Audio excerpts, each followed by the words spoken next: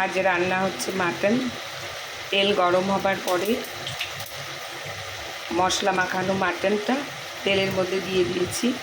মশলার মধ্যে ছিল পেঁয়াজ কুচি, কাঁচা লঙ্কা, শুকনো লঙ্কার গুঁড়ো, টমেটো, রসুন বাটা, আদা বাটা, নুন আর হলুদ আর একটুখানি কাঁচা তেল দিয়ে মাংসটা মেখেছি।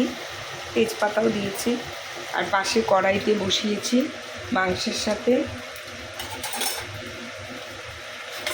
দেওয়ার জন্য আলুগুলোকে ভেজে নিচ্ছি আলাদা করে।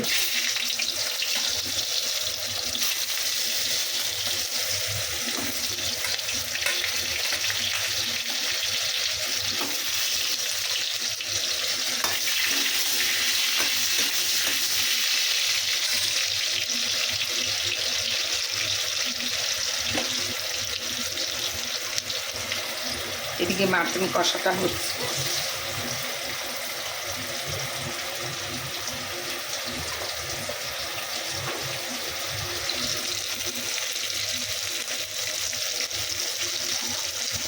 এদিকে আলু ভাজা হয়ে গেলে আমি মাটনের মধ্যে আলুগুলো দিয়ে দেবো।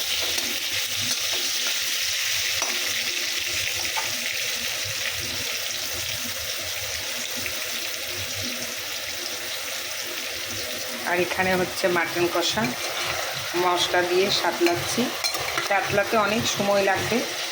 একটুখানি নাড়াচাড়া করার পরেই আমি প্রেশার কুকারে ঢাকনা দিয়ে সিটি মেরে নেব।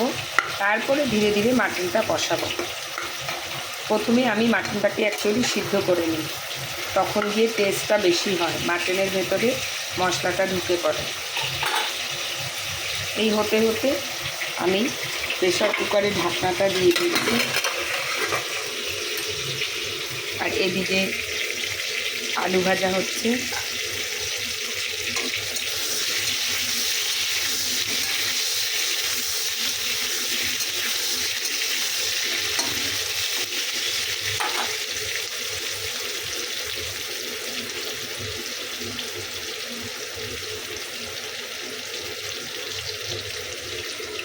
এখন মাটনের ঢাকনাটাতে সরিয়ে দিলাম।